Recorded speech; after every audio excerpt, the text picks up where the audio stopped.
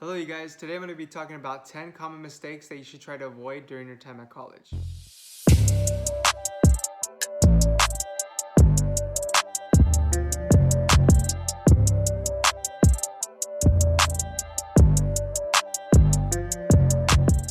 Hello guys, my name is Trinidad Sanchez and welcome to my channel where I talk about college tips and information that I've learned over my college experience. I'm a first generation college student myself, so I understand at times how difficult it can be navigating higher ed, and I'm here to provide these videos with some information to hopefully making that transition as easy as possible. So if you're new to this channel, make sure to hit that subscribe button so that way you can be notified when our newest weekly content is released. So as I mentioned earlier today, we're going to be talking about 10 common mistakes that we should try to avoid in college. Yesterday, I put up a story letting people know on my Instagram, asking them what are their personal common mistakes that they've learned over their college experience, and some of that information I'm sharing in this video, and I'm going to be giving shout outs as well. If you're interested in getting a shout out, make sure you follow my Instagram page here and stay tuned with my stories on my Instagram page so that way you have the opportunity of getting a shout out in future upcoming videos. Note that this information that we are sharing is from all of our personal experiences and we're putting them out there so that way you guys could avoid making the same mistakes.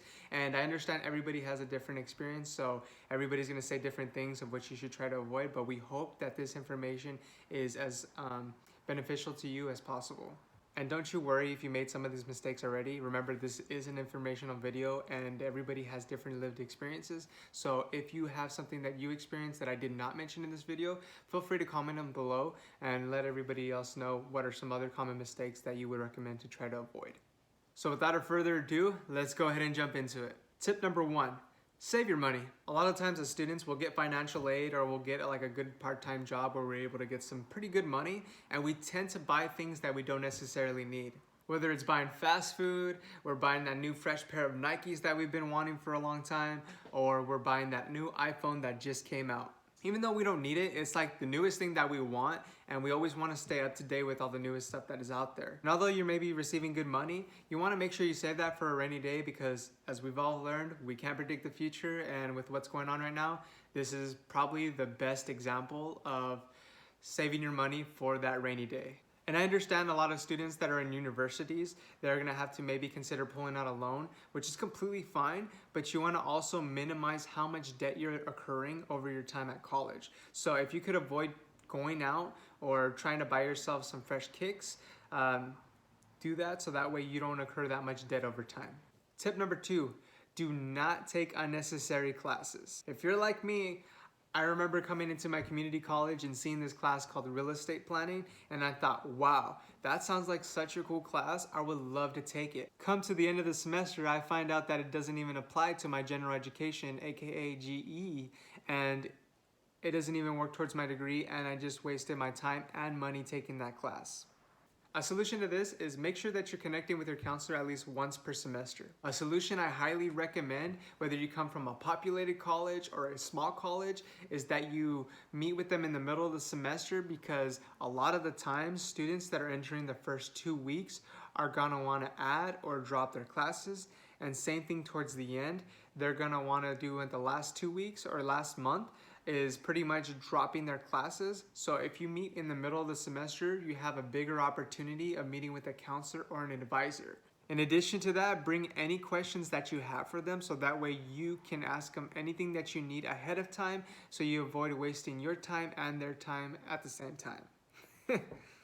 And just an FYI, for those of you that may not know what a W is, that are coming in, a W basically means a withdrawal, and that means basically that you drop that class for the semester and you do not get a refund, and a W is on your transcripts.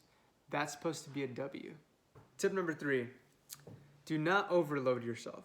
Shout out to my friend Saknor here. She was the one that brought up this idea. Now, many of us coming into college, a lot of the times we don't realize that, biology, physics, calculus, and English, a lot of the times those classes in high school were very easy, where we're able to go in a classroom and pretty much stay there for most of the day and be able to pass the class.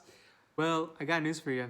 It's not the same at college. These classes that you're gonna be taking at college are gonna be really, really demanding, so you gotta really balance your time. If you overload your classes when you take an English class, a calculus class, a physics class, and biology class, the chances of you passing that class is really, really small. Now, I'm not saying it's impossible. It's totally possible and doable if you put your mind to it. However, if you consider taking this route where you're taking heavy loaded classes, you may want to consider not working part-time, or you may want to consider that you're not going to have a lot of time for any of the hobbies that you enjoy doing, whether it's doing sports, socializing with friends, or pretty much watching Netflix all day. Tip number 4, stop always saying yes to everything. Of course, it's okay to say yes sometimes, but a lot of the times we always feel the need to say yes because we want to maybe satisfy somebody else by not disappointing them and making sure that we're there and helping them out. But the thing is, at the same time you're saying yes to somebody, you're also saying no to something else. In college, this is where time management comes in and setting boundaries for those that are your friends or your family. Because every time you say yes, you're saying no to getting the opportunity to go get a workout. You're saying no to the opportunity of you being able to take a nap after you've been up all night working on that essay.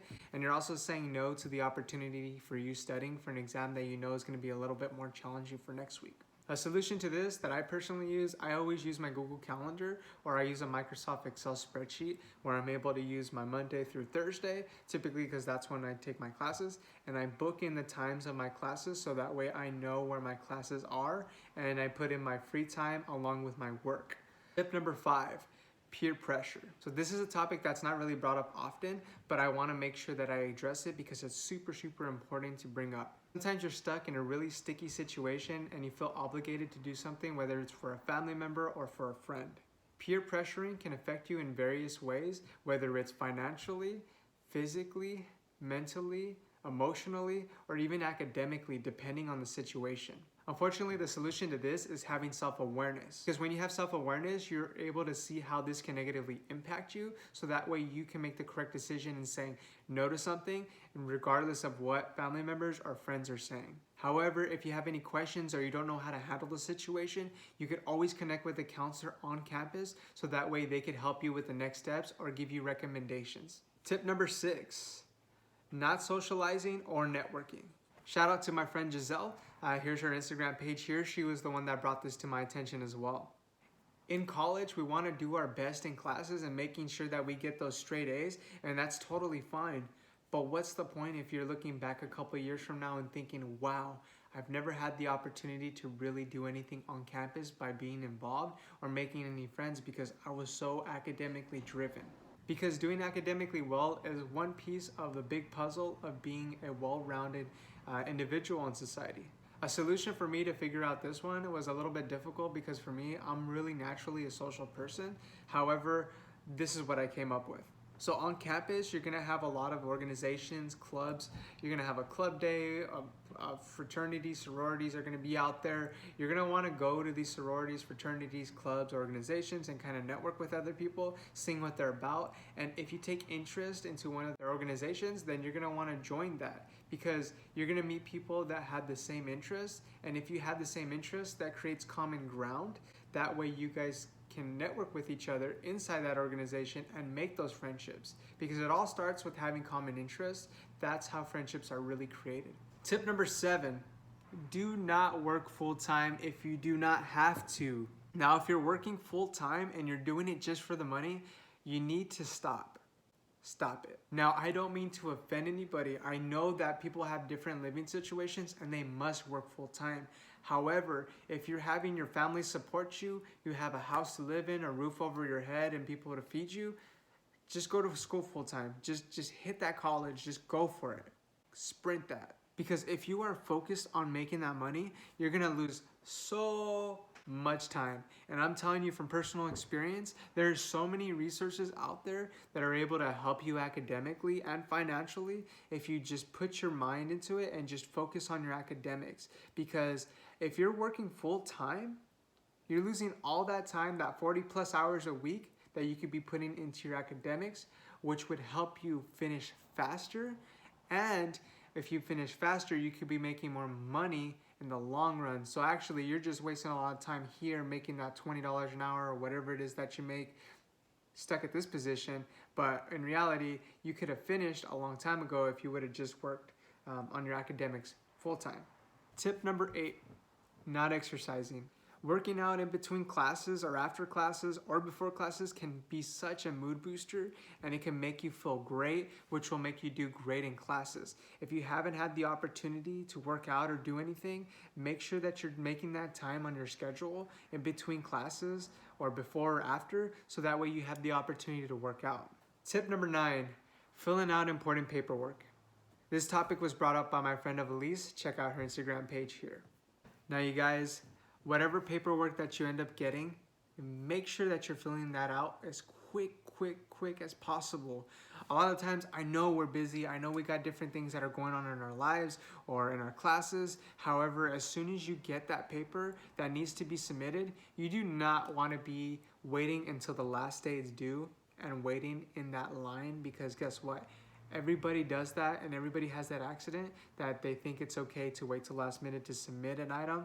And when they go to that line at the A&R office or at the financial aid office, it's like everybody and their brother and sister is there. And yeah, it's not like the best feeling, especially if you have other priorities such as work or even a class that you have coming up. So when you get important paperwork that you need to fill out, just do it the day of, so that way you can avoid of having that hassle later. Our final tip, tip number 10, not using your resources. There are many support programs that are out there for students to use, so make sure that you're checking with your counseling department to see what other resources are there for you. Sometimes you cannot join a certain support program because of certain requirements. However, there are many different programs that you can benefit from, so make sure that you're connecting with your general counseling department, so that way you can figure out which ones are available for you. I previously mentioned this on my last video, college tips for freshmen, on what you should be doing when you get into college. So if you haven't had the opportunity to check that out, make sure you check that out right here. The solution to this is honestly just be curious. Ask some friends, ask some family members, some alumni that have been to that institution or that college, and let them know, like, hey, I'm a student, I'm new to this. I really want to know what is out there, what kind of resources are available. And you know what? You'll be surprised. They'll let you know about the different kinds of resources that are out there, and some of them may be available to you, and you can use them, and it'll make your college experience a lot more easy. All right, you beautiful people, this brings us to the end of the video. Thank you guys so much. If you haven't had the opportunity to hit that like button, make sure you hit that like button below if you enjoyed this video. Also subscribe to me so that way you can keep up to date with our weekly content, and also feel free to share this video with any upcoming new college freshmen that you think that would find this beneficial. In addition to that, I forgot to mention, comment down below if there's any other videos that you guys would like to see. Thank you guys so much, and have a wonderful day.